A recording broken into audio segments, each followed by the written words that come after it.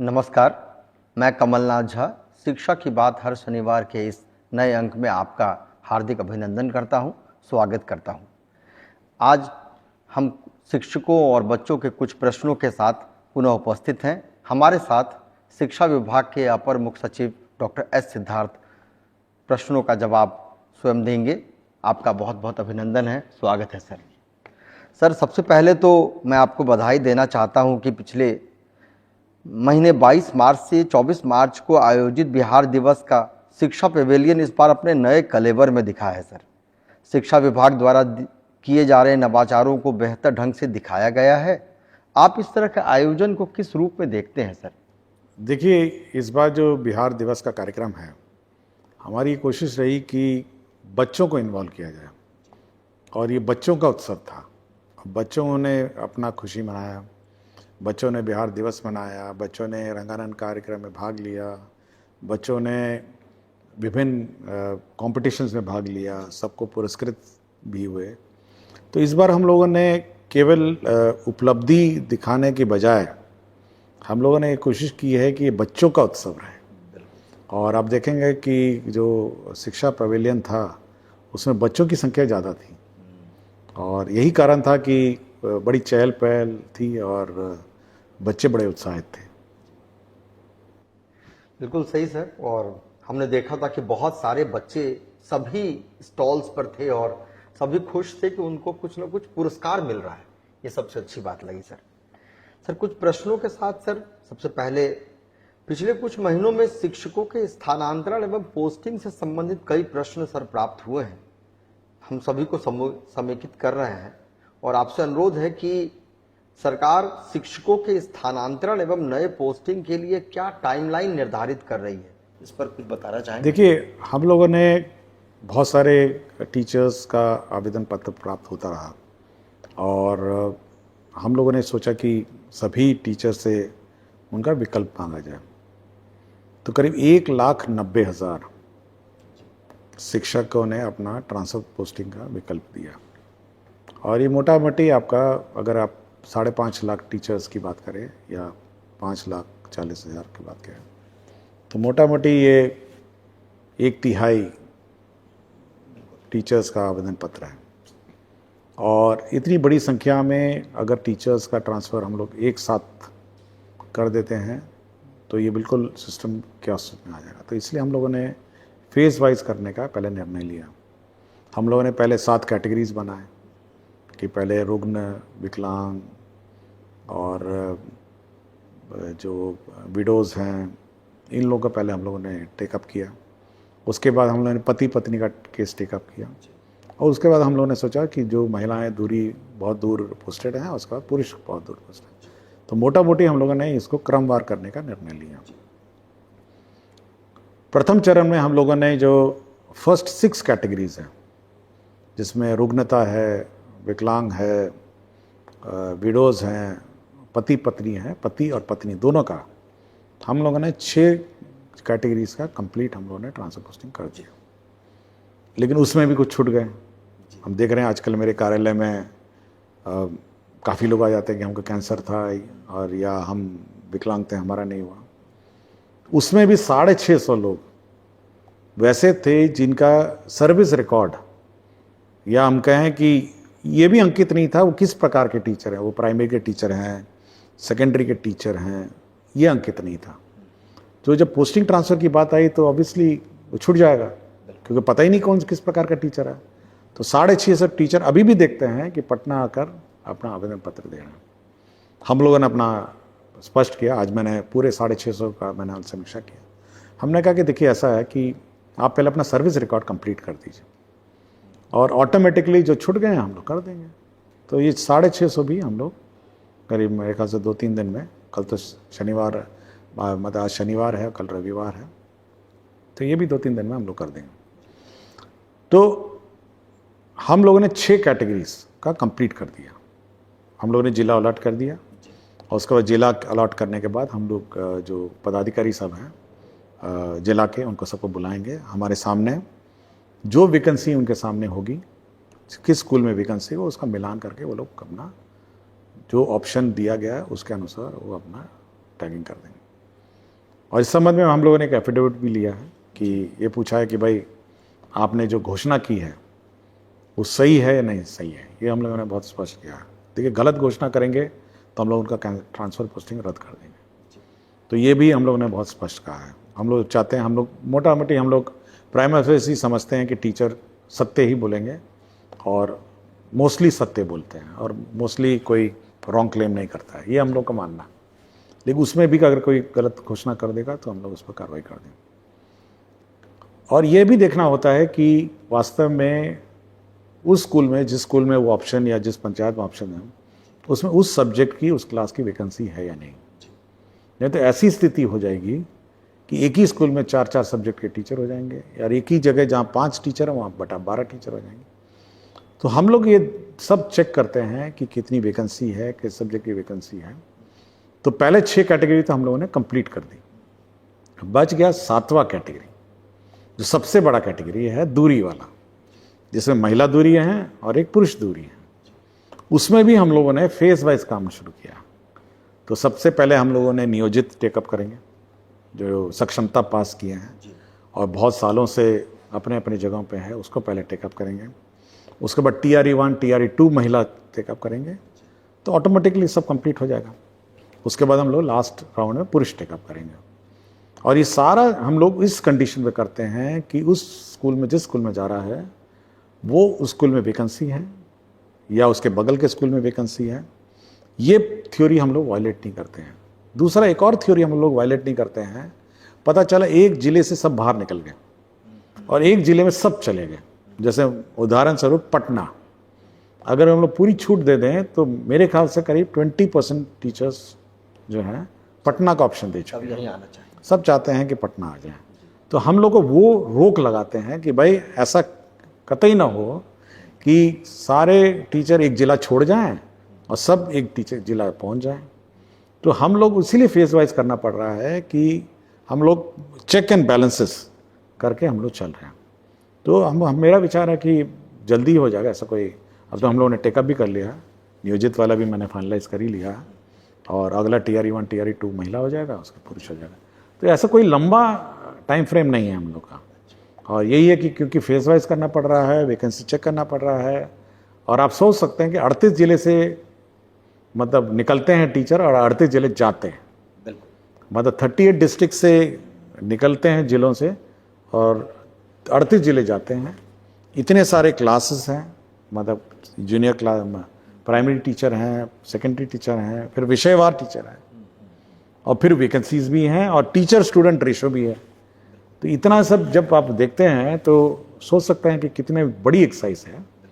लेकिन मैं ये आश्वस्त करूंगा कि हम लोग बहुत ही फेयर काम करते हैं इस मामले में, और किसी टीचर के विरुद्ध हम लोग मतलब नाइंसाफ़ी या डिसएडवांटेज या पक्षपात और भेदभाव नहीं करेंगे।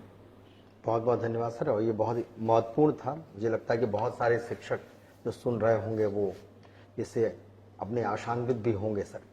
एक सर मनीष कुमार सिंह हैं, राजकीय मध्य विद्यालय कुम्हैनी रफ़ीगंज औरंगाबाद के।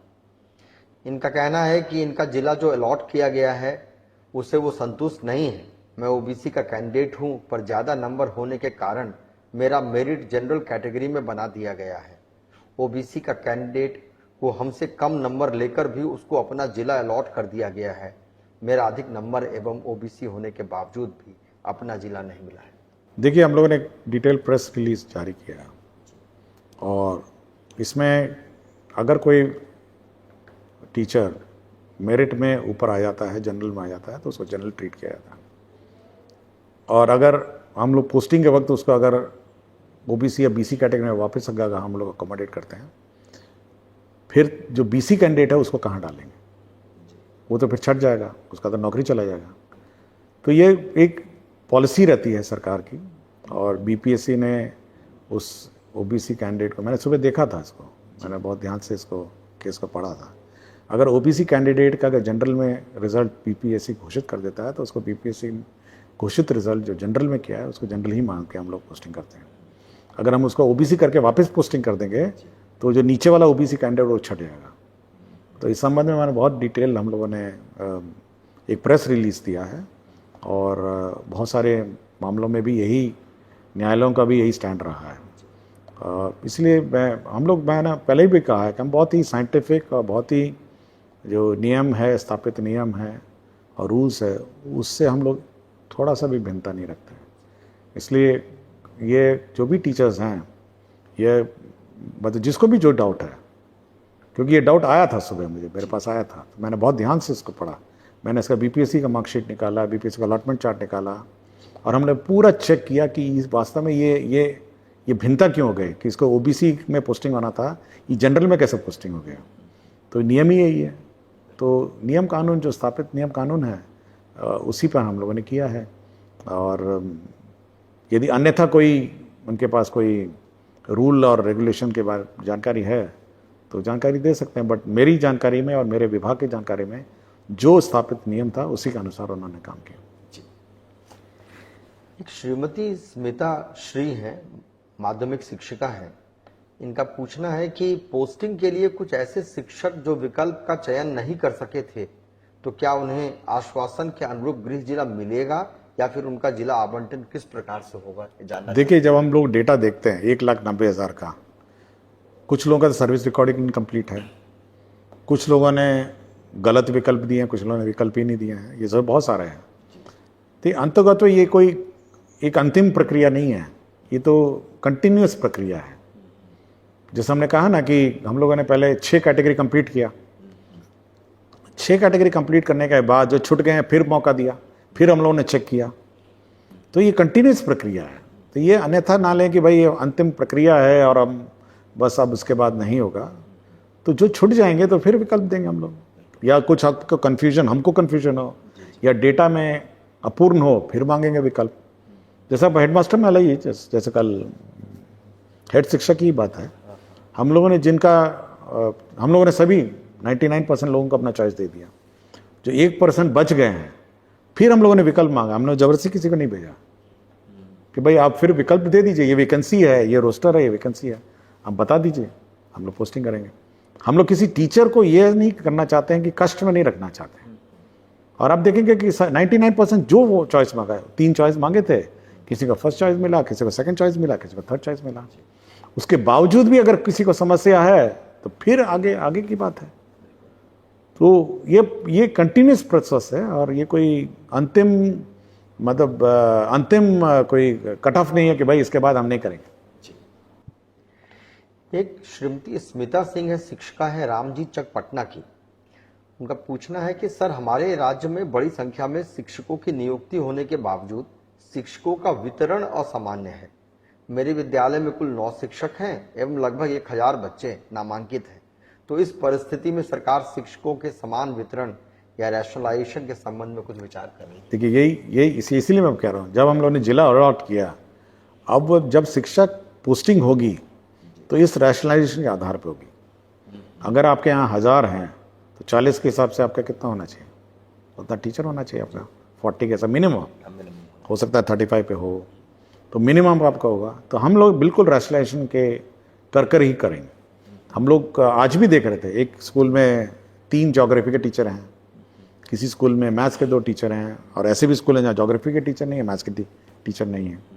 तो हम लोग ये कोशिश करेंगे कि ये नॉर्मलाइजेशन, अब ये जो एक तो TRE 3 के तो नए टीचर आ गए, ये जितने ट्रांसफ़र करके जाएंगे वो भी हैं। तो अब जिले में एक पूल हो जाएगा, जो ट्रांसफ़र करके गए हैं, जो TRE 3 के लोग हैं, और जिले के जो अंदर हैं, वो भी तो अंदर भी है वाले भी हैं, उनका भी ट्रांसफर पोस्टिंग होना है। तो वो तो जिले के अंदर का है, वो तो इंटरनल मैटर है जिले का। तो ये 3 भाग में जो टीचर आ रहे हैं उनको आप रैशनलाइज करेंगे और ये सुनिश्चित करेंगे कि हर स्कूल में हर सब्जेक्ट का टीचर हो। और अगर स्कूल में शॉर्टेज होगी उस सब्जेक्ट्स की, मतलब ओवरऑल, मतलब पता चला राज्य में मैथ्स का शॉर्टेज है या ज्योग्राफी का शॉर्टेज है, फिर हम लोग स्पेसिफिक एग्जाम लिखवाएंगे। मतलब फिर हम मैथ्स के टीचर रिक्रूट करेंगे, साइंस का टीचर रिक्रूट करेंगे, और अगर पता चलेगा ज्योग्राफी के टीचर बहुत हो गए हैं तो उनका नहीं करेंगे। तो अब सब्जेक्ट वाइज हम लोग उसी सब्जेक्ट के टीचर का फिर हम लोग नया रिक्रूटमेंट निकालेंगे, जो TRE 4 की जिसकी बात करते रहते हैं। किंतु ये हम लोग एक बार रैशनलाइजेशन के बाद पता चल जाएगा कि कितने टीचर कितने कैटेगरी के ज़्यादा हैं या कम हैं। बहुत अच्छा सर, ये मुझे लगता है कि वो संतुष्ट हो जाएंगी। सर, प्रारंभ में ऐसा माना जाता था कि बिहार के बच्चे सामान्यतः हम लोग मानते थे कि गणित की मूलभूत संक्रियाओं को हल करने में अन्य राज्यों की तुलना में अच्छे होते हैं। परंतु हाल में एससीईआरटी द्वारा और कई अन्य संस्थाओं के द्वारा भी समय समय पर कराए गए उपलब्धि सर्वेक्षण में यह पाया गया कि बच्चे गणित विषय की मूलभूत संक्रियाओं, जोड़ घटाव आदि की संक्रियाओं को बेहतर ढंग से नहीं कर पा रहे हैं। क्या सरकार कक्षाओं में गणित विषय को बेहतर करने के लिए कोई सार्थक प्रयास कर रही है? देखिए, मैंने बहुत सारे फोरम में कहा है कि बच्चे गणित में अब कमज़ोर दिख रहे हैं और ये बहुत ही चिंता का विषय है। मतलब ये आर्यभट्ट की धरती है और शून्य भी यहीं पे आविष्कार हुआ था। तो मेरा अपना मानना है कि गणित हम लोग का हमेशा स्ट्रेंथ रहा है इस राज्य में, अब बच्चों का है, लेकिन गणित में अब कमज़ोर बच्चे आने लगे हैं। ये बड़ा चिंता का विषय है। हमने कहा है और बिल्कुल स्पष्ट कहा है कि भाई टीचर्स को कि अब गणित बिल्कुल, अब पहले भी कहा था 100 दिन गणित के और 100 दिन रीडिंग का, आपको याद होगा जनवरी में एक अभियान चला था। लेकिन अब इस गणित को हम लोग को बहुत सीरियसली लेना पड़ेगा। ये अब किसी भी हालत में इसमें चूक नहीं हो सकती।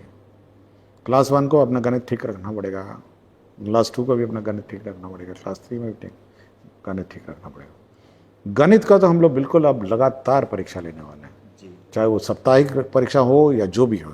लेकिन अब हम लोग साप्ताहिक परीक्षा भी लेने के पक्ष में हैं गणित में, और गणित को ठीक करना पड़ेगा। तो मैंने सबको कहा है, सभी मेरे जितने भी टीचर्स हैं और सब हैं, कि भाई आप गणित को आप ठीक करिए और गणित को आपको करना पड़ेगा, उसमें कोई आपको चूक नहीं कर सकते। और इस साल शुरू में जो प्रथम महीना अप्रैल का है, हम लोगों ने सबसे ये भी कहा है कि भाई आप फर्स्ट मंथ में केवल रिवीजन कराइए। नया क्लास शुरू होने से पहले रिवीजन, जस्ट रिवीजन कराइए, विशेषकर आपके गणित का, मैथ्स का, साइंस का, फिजिक्स का, केमिस्ट्री का, बायोलॉजी का। अब रिवीजन कराइए।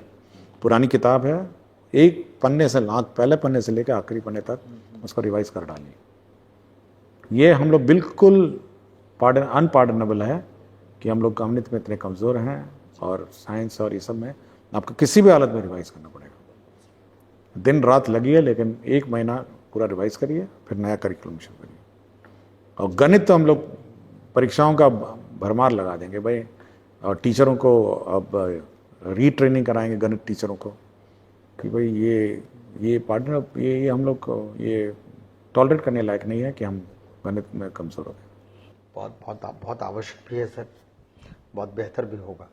सर, अभी हाल में असर का सर्वेक्षण में यह देखा गया कि पिछले कुछ समय में बच्चों की उपलब्धि में 7% तक की वृद्धि हुई है, परंतु सर्वेक्षण यह बताते हैं कि अभी भी बच्चों की उपलब्धि हिंदी विषय में खास तौर से पढ़कर समझने की कौशल में बहुत अच्छी नहीं। तो वही हमने कहा ना जी सर, कि जो 100 दिन हम लोगों ने अभियान चलाया था, एक तो रीडिंग का अभियान था और दूसरा गणित का था।